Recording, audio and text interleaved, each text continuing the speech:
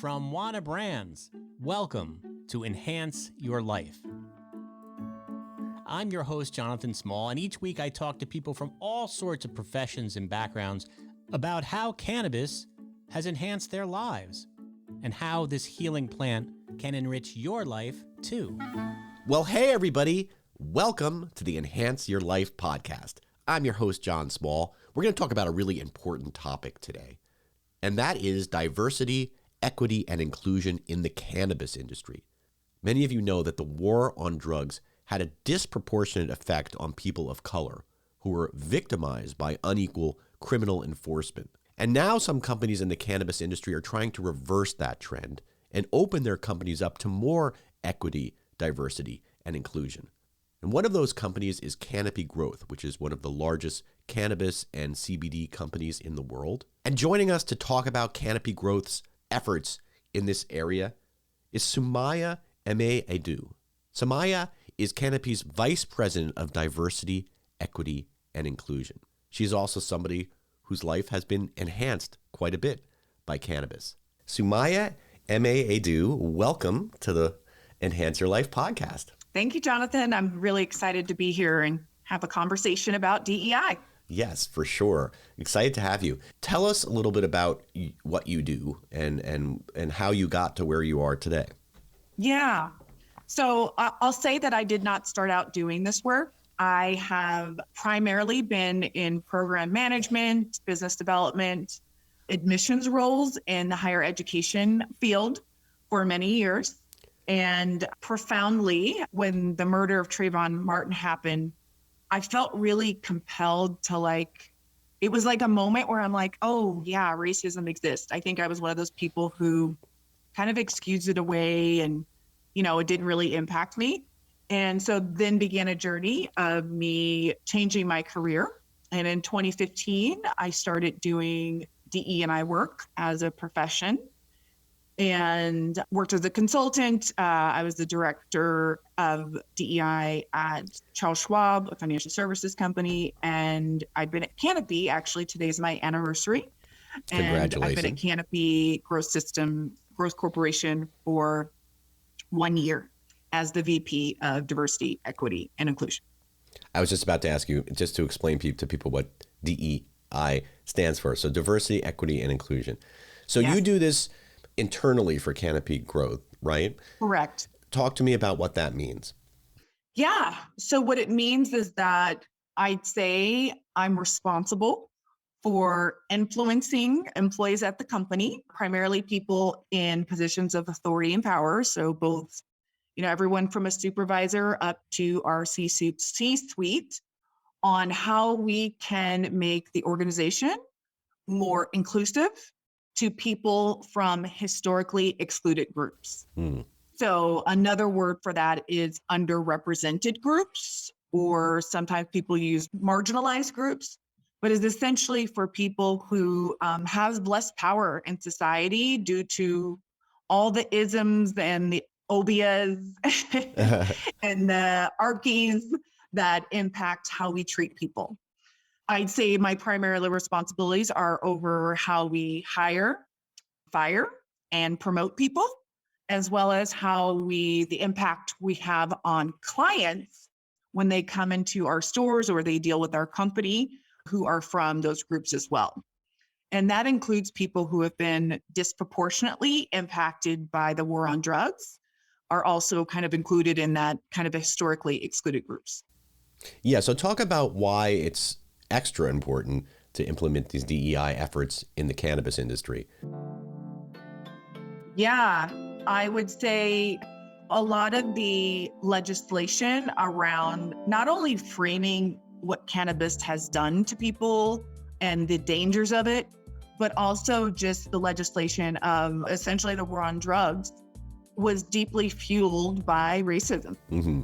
And unfortunately, when we look at what the impact of that legislation has done, people of color in particular, both in the US and Canada, have been disproportionately criminalized for using cannabis or being in possession of it. So why that's important is that because those groups have been disproportionately criminalized, and once you have a record, it follows you forever and it deeply impacts how you live your life. You know, when cannabis became legal in the US, it was still only majority or dominant groups that initially got into it for many reasons. A lot of them like socioeconomic, et cetera. But cannabis is deeply viewed as a white male dominated industry. And now those white males who are in leadership are able to benefit from the legalization of it.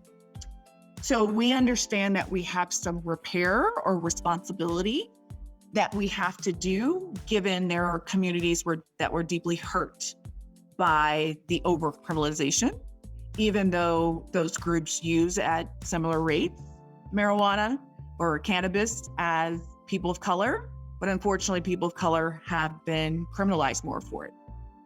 So that's why it's important. We have responsibility to those communities for including them in this new burgeoning industry.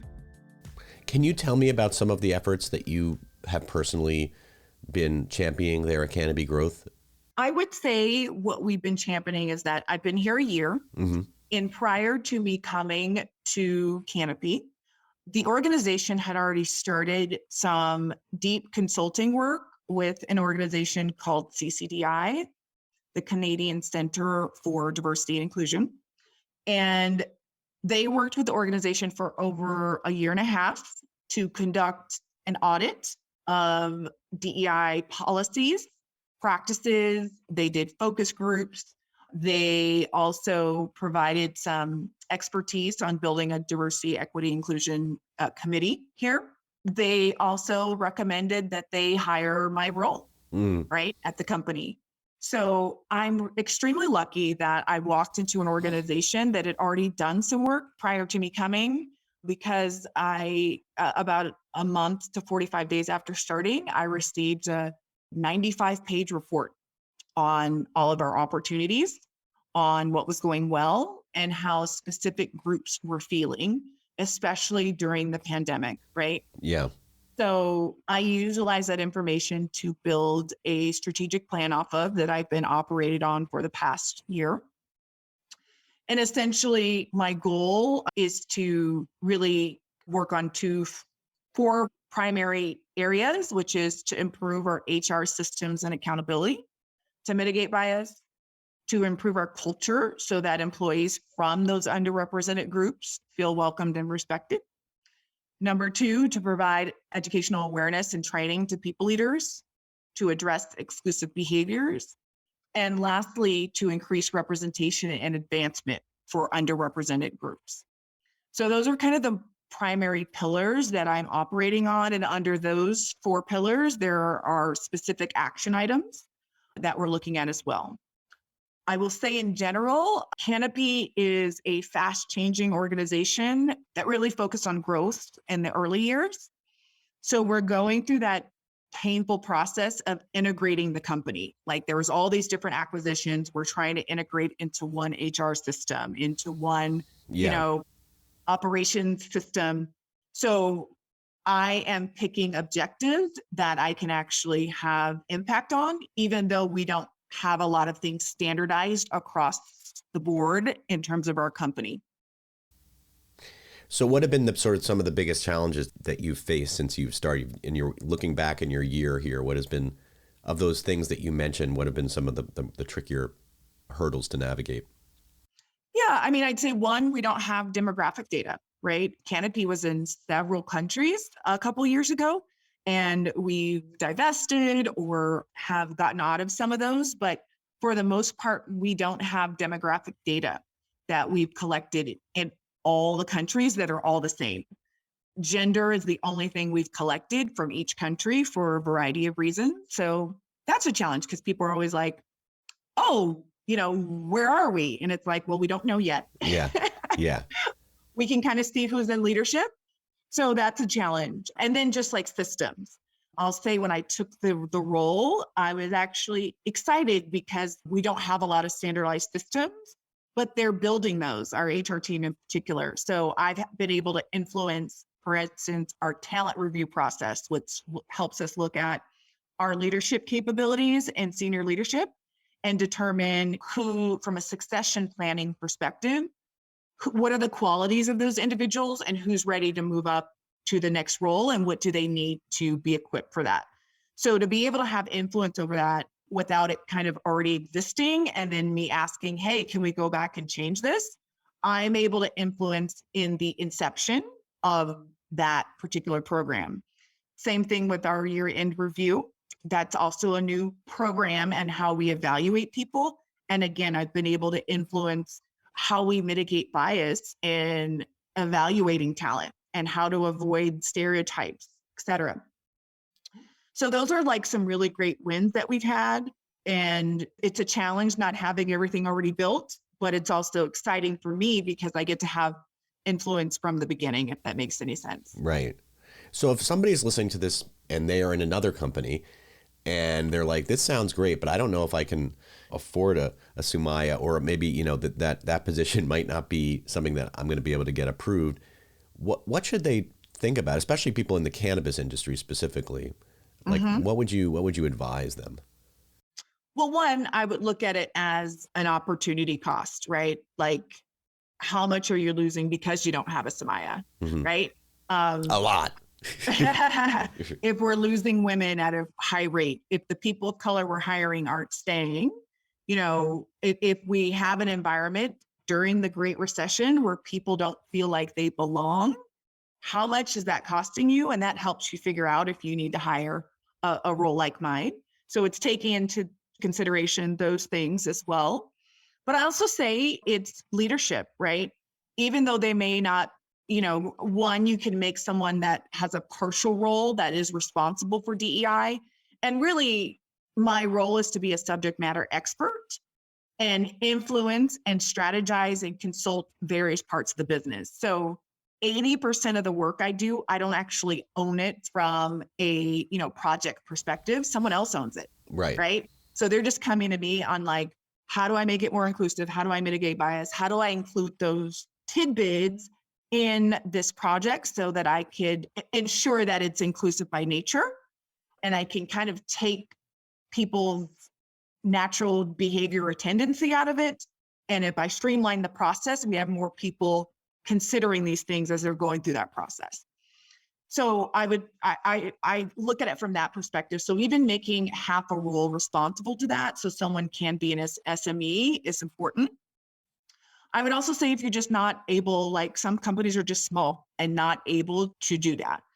And I would say to those organizations is that the leaders have to be explicit in asking people to consider how to mitigate bias as a part of whatever interaction or project they're working on. If we're doing a marketing campaign, if the marketing leader says, great, go figure this out. And while you're figuring it out, make sure that you are ensuring that it's mitigating bias and that we are properly and authentically representing X group in a way that is respectable and that is inclusive and that helps mitigate any stereotype that group might be facing. So if the leader is asking for that type of behavior and people are accountable for it, they go on Google and figure it out, or they hire a consultant to figure it out. And that's how you create change, is by creating the accountability up front. So someone's always asking, hey, who's not in the room? Hey, how is X group going to respond to this? Hey, are we sure that this process is helping us mitigate potential biases that come up? And when you frame things from that perspective and hold people accountable for it, even though it may not be 100% accurate, you are slowly creating the kind of thinking that you want to empower individuals to do. And that is to think about who else is not in the room that should be here? And how is this representing a particular community in an authentic and respectable way? So I'm going to ask you to put on your predicting the future, to look into a crystal ball. And do you see the cannabis industry leading the way in DE&I initiatives? I mean, there was a lot of hope early on that the cannabis industry would be, such a new industry, right? In the legal industry, that there was a lot of, I think, optimism that, they would do it right. That there would be more people of color at the top and just in general down the ladder, and also just more women. But I go to these events, this is all anecdotal for me, but I go to these cannabis industry events and I just see a lot of white men, right? Just like any other industry. But are you optimistic that cannabis is kind of righting the ship here? I mean, I know you can only speak for Canopy Growth, but you probably talk to other people who do what you do at other places. Correct. So I would say a couple things. So one, I'm extremely proud that even though Canopy, we don't measure a lot of demographics, at the end of last year, 2021, we were 45% women. That's great. So that's phenomenal, Yep. given, especially kind of what you see. So I'm super excited. We're implementing a new system this year that's going to help me measure some other things, but that's a great start, right? So extremely proud of that. But what I will say is I don't think cannabis is a leader in it. I also will say that I've consulted for a variety of types of companies in tech, in healthcare, in financial services, and it's the same problem, right? Our companies are a reflection of the patriarchal, racist, heteronormative kind of standards that we see in our culture. Our companies are just reflections of that. So when we talk about who's doing it better or not, we have these issues in our society, so they're going to impact our organizations. So I think the other challenge that cannabis has is that, I'll use the US as an example, is as various states have gone legal, especially early on, there was a lot of barriers to entry because it had to be a cash business. You couldn't get a business loan, right? So who has cash available? Who are people in positions of power who have the capital to start a cannabis business at that time where bank regulations were really stringent? They're going to be white men, right? Because they are in positions of power and have the access to capital because of everything that happened before the legalization of cannabis. So that is inherently how we got to today, is that it's a systemic issue, right? And then on top of it, as you've seen various states, municipalities legislate cannabis as they're going legal from a medical or a recreation perspective, is that some know that there's those institutional barriers. So they have baked into their cannabis policies equity initiatives on a certain number of dispensaries need to be owned by people of color on the groups that were disproportionately and are still paying for that inequity, right? But not all the states have done that. Yeah. Or not. And again, some are done on a municipality perspective. So it's just going to tend to operate how it normally will. And that's people who have the most power, privilege, money in the system are going to be the earliest entrants, get the licenses, be able to produce, and already kind of make an advancement in the industry, and then everyone else is just kind of left to catch up where they can. So this is why federal legislation is needed that has equity baked into it. So it's not city by city. Right. In terms of equity. Last question here, and you don't have to answer this if you don't want, but this is because this show is called Enhance Your Life, and it's about how cannabis has enhanced the life of my guests. Can you talk to me about how cannabis has enhanced your life?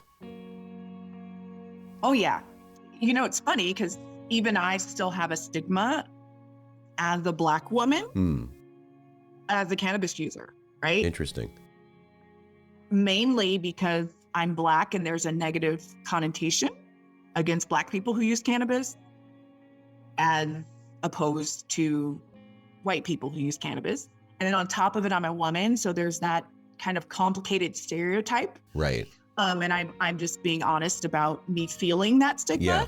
But I'm also very proud to be able to work in the industry. So what I'll say, 2 reasons why I took this job. One, in the job description, they specifically said that they understood that cannabis has unequally impacted various communities of color.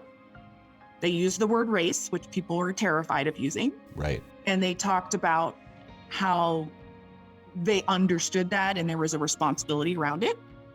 And that was meaningful because these are people's lives we're talking about, and that people's lives are forever augmented because we targeted certain groups to be criminalized, right? Right. The second reason I took the job is because I'm a believer in the product, both CBD and THC. I am also a person with a disability. I have discs in my neck that's called stenosis. And I was actually unable to work for 2 years. Oh, man. And it greatly impacted my ability to function. And like many people with chronic pain, opiates were an option, but I knew that I wanted to steer well clear of those. Yeah. So I became a cannabis user. And CBD helped with the inflammation because I have nerves that are pinched, and helped with sleeping. And THC really worked as a muscle relaxer for me and helped with the pain as well, and allowed me to progress back to working without the extent of pain. And that combined with a lot of other things. But I'm just grateful I didn't have to use opiates because the pain was that bad. So I also, in the work that I do, work with a lot of communities that have disabilities, right? Mm-hmm. And in particular, individuals that suffer from epilepsy. And I like to share a story about an old coworker that I worked with who has a child with a disability, and they moved their entire family from Texas to Colorado several years ago when it was legal to find an alternate treatment for their daughter who had epilepsy. And she went from being on 9 medications and having seizures, a couple times a day, to coming off a majority of those medicines because they had CBD as an option. Yeah. And experience a total life change for them as a family. Yeah, that's wonderful. So those are anecdotal stories. And I'm sure I may need to add the caveat that, I am not a medical professional. Oh, yeah. Well, there's also just not a lot of research yet for any of us but we hear those stories, and there really are, there's so many of them. It's hard to not believe that they're Exactly. true. Sumayyah, thank you so much for taking the time to talk to us today. This has been fascinating. I wish there were more people like you in companies around the world, but I'm glad that the Canopy has you. Yeah. And I think just kind of a lasting word too, and it's great that people in my role exist and can be the SMEs, but I think the story I like to share with individuals outside of Canopy as well, anyone in a leadership position, and even in a not a leadership position, is that I'm just a conduit to help, lead initiatives, but ultimately it requires the effort, the education, and the leadership of anyone in any role to make positive, inclusive change for a variety of people. And so, I kind of always joke that I alone cannot fix diversity at the company. Right? Yeah. Yeah. It is everyone's responsibility, no matter where you're sit, but most of all, it's a leader's responsibility. And because they do all the hiring, firing, and the promoting. Right. Ultimately. Yep. So that's the lasting thought is for anyone listening, no matter what role you're in, how can you influence really being inclusive every day? Good closing thoughts. Thank you so much, Sumayyah. Thank you so much, Jonathan. Enhance Your Life is brought to you by Wana, the #1 infused product in North America. Wana's entire process is designed to deliver the same great experience time after time. They have spent years fine-tuning their recipes so that their products are delicious, consistent, and potent. For more information, head on over to WANAbrands.com. That's WANA, W-A-N-A, brands.com.